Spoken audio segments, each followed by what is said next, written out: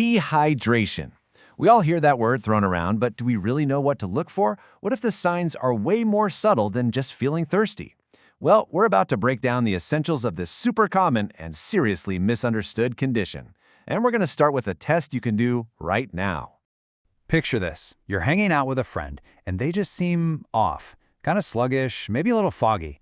Could they be dehydrated? It's a simple question, right? But getting the answer right is actually pretty important. So today, we're going to give you the tools to spot the signs, not just in other people, but in yourself too. So, here's our game plan for this explainer. First, we'll start with a super easy at-home test. Then, we'll dive into the warning signs your body is sending you. After that, we'll cover how to figure out how serious it is, learn the rules for rehydrating the right way, and finally, we'll wrap up with how to just stay ahead of thirst in the first place. All right, first things first. Let's jump right in with something you can literally do right now. A really simple, practical test to get a quick read on how hydrated you are. Okay, this is called the skin pinch test. And seriously, you can do it with me. Just pinch the skin on the back of your hand or over a knuckle, and then let it go. See how it snaps back pretty much instantly? That's a good sign you're well hydrated. But if it kind of slowly drifts back down, that little delay can be a big clue that you might be dehydrated. Simple, but surprisingly effective. So what are we really talking about when we say dehydration? Well, the official definition is pretty straightforward. It's when your body is losing more fluid than you're taking in. And when that balance gets thrown off, your body just doesn't have enough water to do its job right. This is way more than just being thirsty. We're talking about your body's basic ability to function. Okay, so the skin test is one clue, but your body has this whole language of signals it uses to tell you, hey, I need more water. In this next section, we're going to learn how to actually listen to those common warning signs. A dry mouth and feeling thirsty? Yeah, those are the obvious ones for sure. But your body's trying to tell you things in other ways too. Pay attention to these other signs. Are you noticing you're not heading to the bathroom as often? Does your skin feel kind of dry and tight? Got a nagging headache you can't shake? Or maybe feel like your heart's beating a little faster? These are all classic signs that your fluid levels are getting low. Now, of course, not all dehydration is created equal. It's not just an on or off switch. It actually exists on a spectrum, from mild, which is pretty easy to fix, to severe, which is a genuine medical emergency. Knowing the difference is absolutely key. And as you can see here, that risk escalates really quickly as you move from mild to severe. So let's break down what each of these levels actually looks and feels like.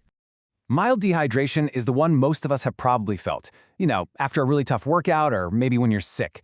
The fix is fluids. But here's the thing. It's not just about water. It's about electrolytes. Think of electrolytes like sodium and potassium as the little keys that unlock your cells and tell them how to use water. Without them, the water can just pass right through you. That's why things with electrolytes are so effective.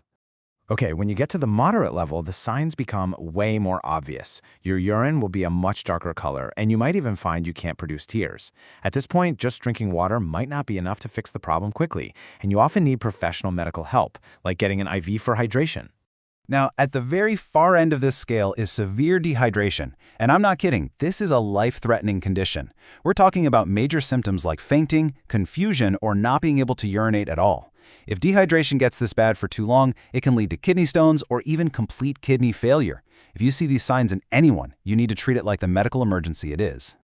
All right, now that we've talked all about the problem, let's switch gears and focus on the solution. Knowing what you should be drinking, and just as important, what you should avoid, is crucial when you're trying to rehydrate the right way. So what should you grab? Well, water is king, obviously. But here's a pro tip. Drink small amounts often. Don't just chug a whole bottle at once. Other amazing options are things like electrolyte drinks, coconut water, and even foods that are packed with water, like watermelon or yogurt. Hey, even something like green tea can be a great hydrating choice. Now, for the do not drink list. This one can be a little surprising. You might think, hey, any liquid has to be good, right? Well, not exactly. Sugary drinks like soda can actually make things worse. To process all that sugar, your body has to pull water from its own tissues, which can leave you even more dehydrated than before you took a sip. It's wild. And alcohol and too much caffeine, they just make you flush more water out of your system. You know, the absolute best way to treat dehydration is to never get there in the first place. So this last section is all about being proactive. It's about creating your own personal plan to stay hydrated all day, every day. So what about that old rule, drink 8 glasses a day? Is that really the magic number? Well, the truth is, there is no one-size-fits-all answer. Your personal hydration needs are totally unique to you. Your perfect water intake depends on a ton of different things. Your weight, your age, how active you are, they all play a huge role. The climate where you live is a massive factor too. Of course, someone living in a hot, dry place needs more water. And then there are other personal health factors to consider. The real goal is to listen to your body and drink based on what it's telling you it needs. So let's end with a little check-in. Just take a second, right here, right now, and listen to what your body is telling you. Are you feeling a little tired? Is your mouth a bit dry? After everything we've just gone through, I'm just going to leave you with one simple, powerful question. Is your body asking for water right now?